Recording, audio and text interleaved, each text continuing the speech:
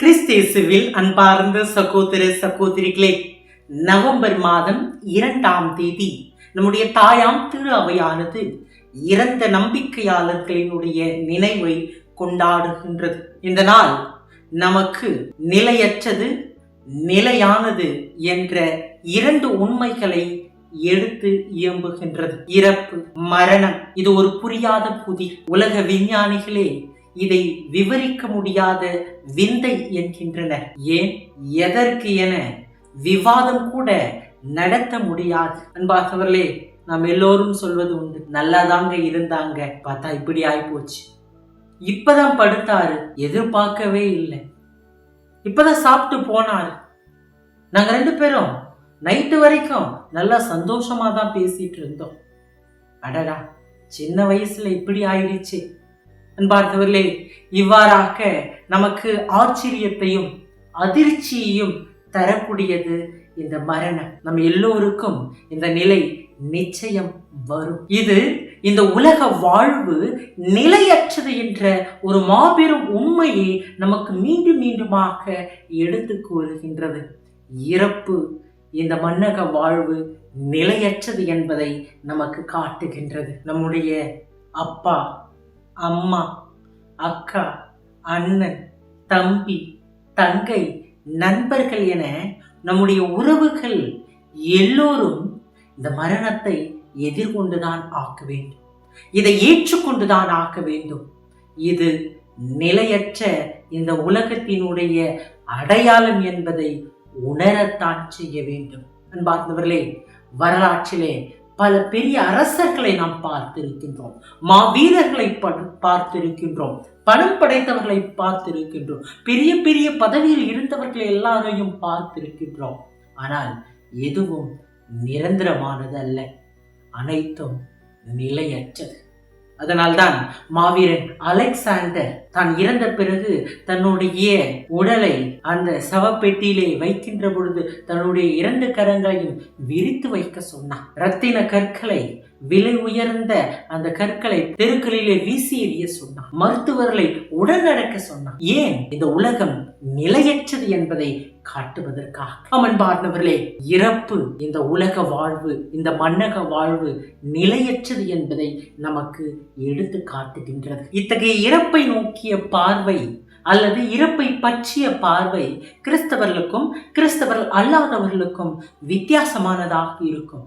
கிறிஸ்துவை நம்பாதவர்கள், ஏற்றுக்கொள்ளாதவருக்கு இறப்பை நோக்கி ஒரு பயம் இருக்கும், ஒரு அச்சம் இருக்கும். அதனை வாழ்வில் வெறுத்து அவர்கள் ஒதுக்குவர். கிறிஸ்தவர்களுக்கு இறப்பு என்பது தோல்வியுற்ற பகைவன். அதைவிட இறப்பு என்பது ஒரு ஆசீர்வாதம். ஏன்?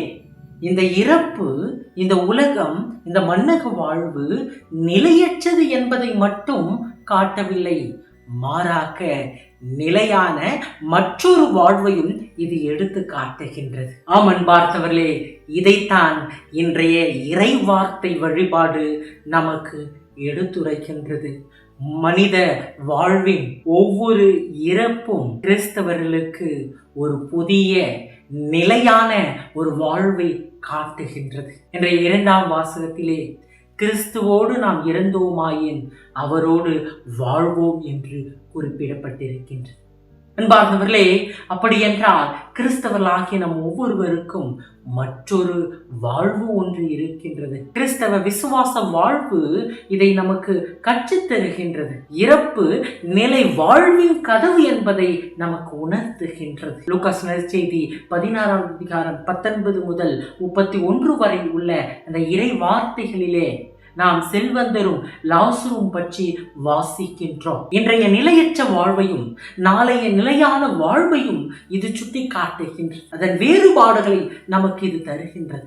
இன்றைய நிலையில்லா இந்த மன்னக வாழ்வின் பாவங்கள், குற்றம், குறைகள் நாளைய நிலையான வாழ்வை பாதிக்கும் என்கின்றது. இன்றைய நற்செய்தியும் நமக்கு அதைத்தான் எடுத்து காட்டுகின்றது. இன்றைய நற்செய்தி இந்த நிலை வாழ்வை பெற வேண்டும் என்றால், இந்த நிலையான மற்றொரு வாழ்வை நாம் பெறுவதற்கு நிலையற்ற இந்த மன்னக வாழ்வில் நாம் அதற்காக நம்மை தயாரிக்க வேண்டும் என்கின்றது. சின்னஞ்சிறிய என் சகோதர சகோதரிகளுக்கு நீங்கள் உதவுகின்ற பொழுதெல்லாம் எனக்கே செய்கின்றீர்கள் என்று இயேசு என்ற நற்செய்தியை எடுத்துரைப்பது, நீ இந்த நிலையற்ற இந்த மன்னக வாழ்வில் வாழ்ந்தாலும் நிலையான ஒரு வாழ்வுக்காக உன்னையே தயாரித்துக்கொள். இறுதி நாளில் இறைவன் உன்னை தீர்ப்பிடுவார். நீ நிலையற்ற வாழ்வை பெறுவதற்கு இந்த மன்னக வாழ்வில், இந்த நிலையற்ற வாழ்வில் நீ உன்னை தயாரித்துக்கொள் என்று இன்றைய நற்செய்தி நமக்கு ஆணித்தரமாக எடுத்து கூறுகின்றது. அன்பார்ந்தவர்களே, பூக்கள் உதிர்வது வாழ்வை முடித்துக் கொள்வதற்காக அல்ல, அதனுள் இருக்கின்ற ஒரு புதிய கனியை உருவாக்குவதற்காக. சூரியன் மறைவது தன்னுடைய வாழ்வை முடித்துக் கொள்வதற்காக அல்ல, மாறாக புதிய நாளிலே உதயமாவதற்கு.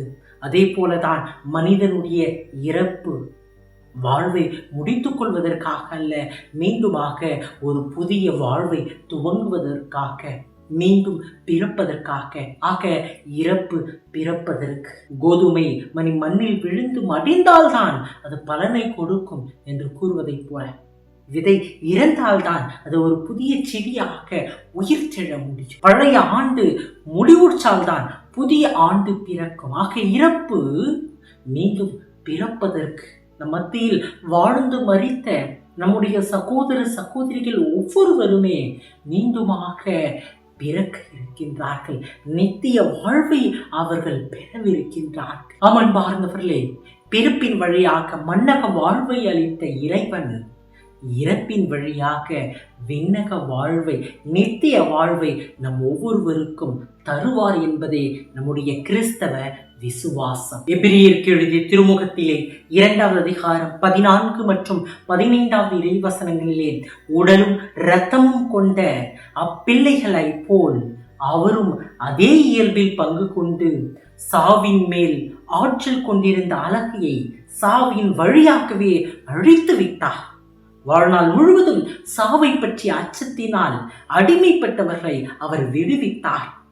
ஆக மனிதனின் சாவை பற்றிய பயத்தை, அச்சத்தை மனித இயல்பில் பங்கு கொண்டு சாவின் வழியாகவே இறைமகன் இயேசு கிறிஸ்து அழித்தார்.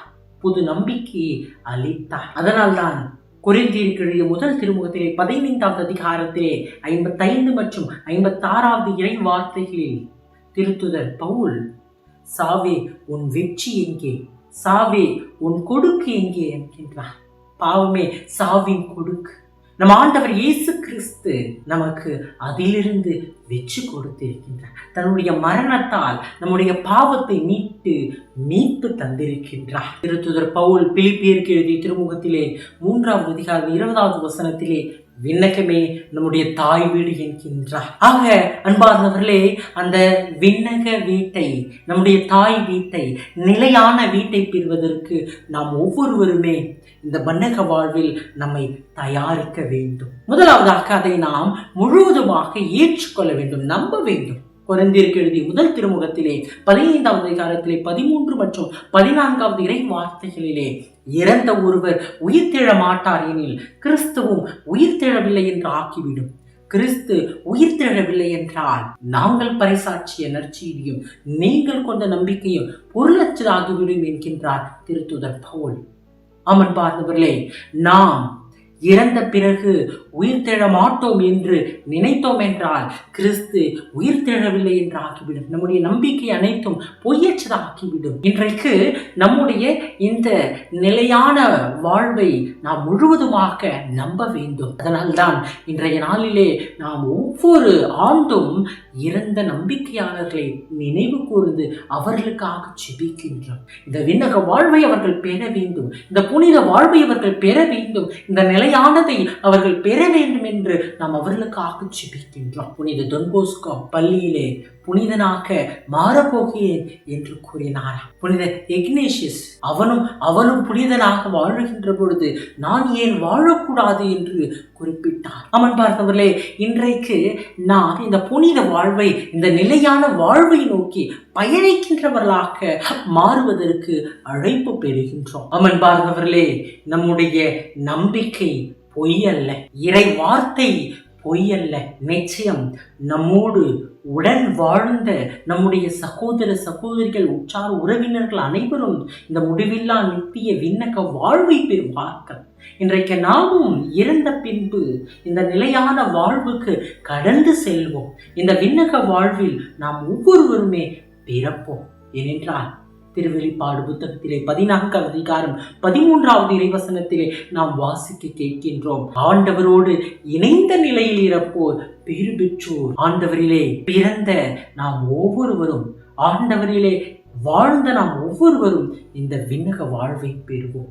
அன்பார்ந்தவர்களே, நம்மோடு உடன் வாழ்ந்த நம்முடைய சகோதர சகோதரிகள் தங்களுடைய திருமுழுக்கின் வழியாக இயேசுவிலே பிறந்தார்கள். இயேசுவினுடைய மகளாக அவர்கள் வளர்ந்து வாழ்ந்தார்கள். நற்கருணையின் வழியாக இந்த இறைவனை அவர்கள் ஒவ்வொரு நாளும் பெற்றார்கள்.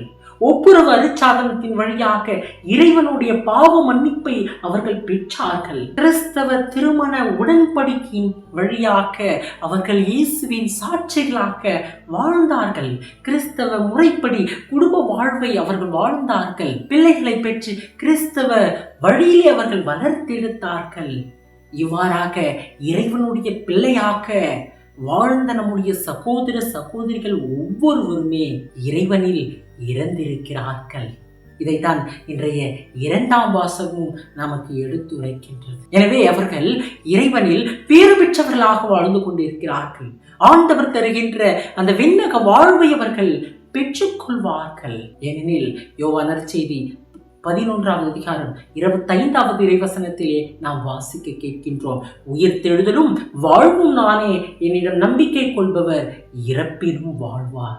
வாழுகின்ற பொழுது, இந்த நிலையற்ற உலகிலே இருந்த பொழுது அவர்கள் கிறிஸ்துவில் நம்பிக்கை கொண்ட காரணத்தால் இறந்த பிறகு அவர்கள் கிறிஸ்துவோடு வாழ்வார்கள். அன்பார்ந்தவர்களே, திருச்சபையினுடைய தலைவர்கள் 3 விதமான திருச்சபையை பற்றி சொல்வார்கள்.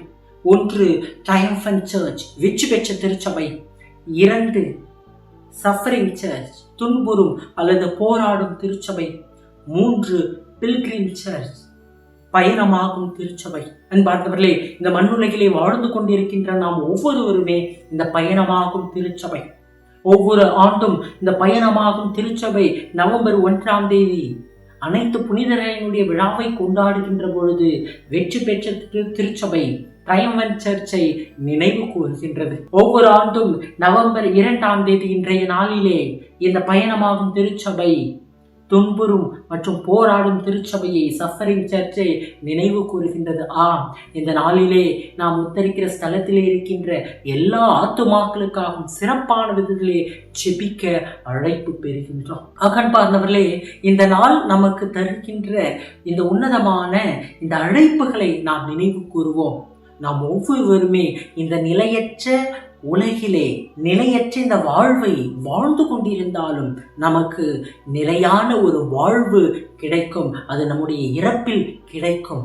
அதை இறைமைந்தன் இயேசு கிறிஸ்து நமக்கு தருவார் என்ற நம்பிக்கையோடு நாம் வாழ வேண்டும். 2வதாக, இந்த நாளிலே இறந்த அனைத்து ஆத்மாக்களுக்காக, சிறப்பாக உத்தரிக்கிற ஸ்தலத்தில் இருக்கிற ஆத்மாக்களுக்காக, யாரும் நினையாத ஆத்மாக்களுக்காக ஜெபிக்க வேண்டும். இன்னும் சிறப்பாக நம்மோடு உடன் வாழ்ந்த நம்முடைய பெற்றோர்கள், நம்முடைய பிள்ளைகள், சகோதர சகோதரிகள், நண்பர்கள், அவர்களுடைய இறப்பை நினைத்து வருந்துகின்ற இந்த தருணத்திலே அவர்கள் இந்த மண்ணுலக வாழ்விலே வாழ்ந்த பொழுது பெற்ற நல்ல குணங்களை இன்றைக்கு நாம் நினைத்து பார்த்து அந்த நல்ல குணங்களை நாம் நமதாக்குவோம். அன்பார்ந்தவர்களே, இன்றைய இந்த இறந்த நம்பிக்கையாளர்களுடைய இந்த நினைவை கொண்டாடுகின்ற பொழுது நாம் இந்த 3 செயல்பாடுகளையும் செய்வதற்கு நாம் முயற்சிப்போம். மீண்டும் சொல்லுகின்றேன், இந்த மண்ணக வாழ்வு நிலையற்றது. இறப்பின் வழியாக நாம் நிலையான வாழ்வை நோக்கி கடந்து செல்வோம். இறைமைந்தன் இயேசு கிறிஸ்து நமக்கு அதை தருகின்றார். 2வதாக, இன்றைய நாளிலே இறந்த அத்துணை ஆத்மாக்களுக்காக நாம் ஜெபிப்போம். 3வதாக, நம்மோடு உடன் வாழ்ந்தவர்களுடைய நல்ல குணங்களை நினைத்து அந்த குணங்களை நமதாக்க முயற்சிப்போம். இறைவன் நம் ஒவ்வொருவரையும் ஆசீர்வதிப்பார்.